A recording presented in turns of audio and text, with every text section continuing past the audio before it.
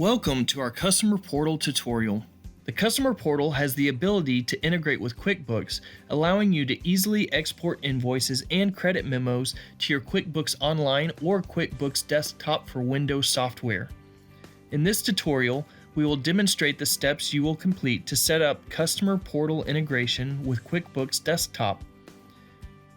This video specifically shows the QuickBooks Desktop steps. They are slightly different than the QuickBooks Online steps. Please refer to the QuickBooks Online video if that is the version used.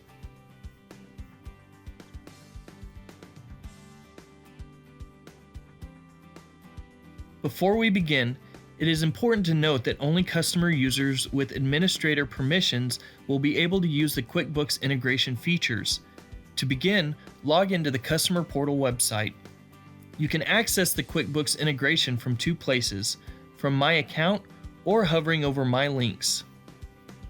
Please note, if the home screen looks different from the first example, you will click on My Account and then click on QuickBooks Integration. The QuickBooks setup will display the two versions, Desktop and Online. Choose QuickBooks Desktop. You will need to create a username and password. Then enter a preferred email address to receive further setup instructions.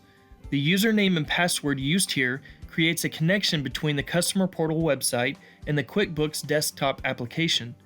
You will need to remember this password as it is needed to import your invoices into QuickBooks.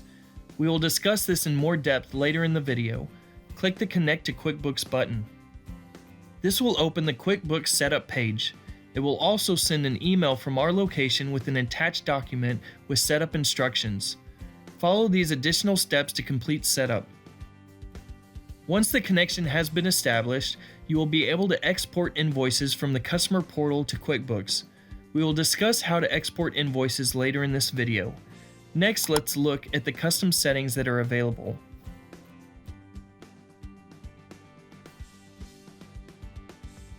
From the QuickBooks Settings page, you will have the options to disconnect the integration and apply QuickBooks and sync settings. It is important to note these settings will need to be established before invoices can be sent to QuickBooks. Click the vendor drop-down and choose the vendor name you created in the QuickBooks system for our location. Next, click the AP account drop-down and choose the desired AP account. Then click Apply Changes. The next section allows the creation of line items in the invoice at a summary and line item level. Here's an example of an invoice using the summary level. Choosing the summary section options will ensure that the bill entered in QuickBooks does not have the parts detail. It will group the parts total into one line, the merchandise total, on the bill. The summary section will display the category choice selected and a total amount for all items on the invoice. Here is an example of a line item invoice. The line item level will display each individual item on the invoice, but group them under the products and services choice that was selected. From the category drop-down, choose the desired category, then click Apply Changes. You can also choose to designate taxes on the invoice. If you do not wish to track tax as a separate category in QuickBooks, tax can be mapped to the same category that is picked for items. Once the summary or line item level is set as desired, click Apply Changes.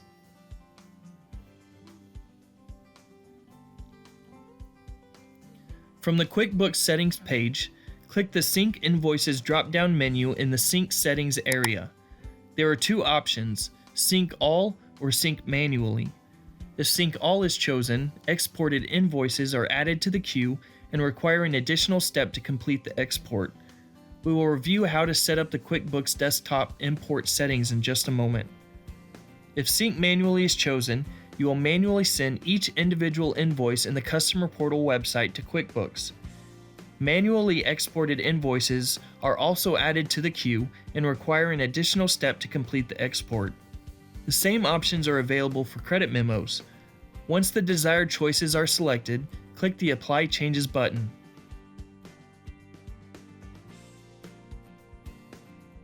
To manually send an invoice to QuickBooks, from the Customer Portal homepage, click Orders and Invoices.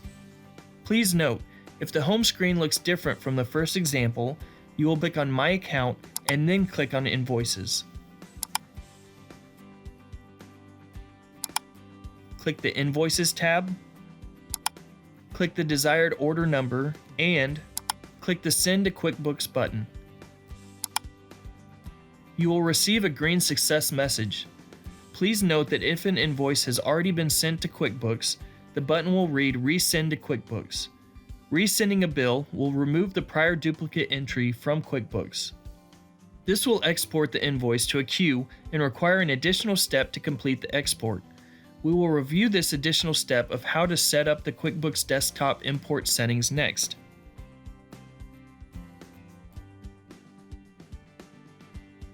From the QuickBooks Desktop, click File. Then click Update Web Services. The connection should already be established.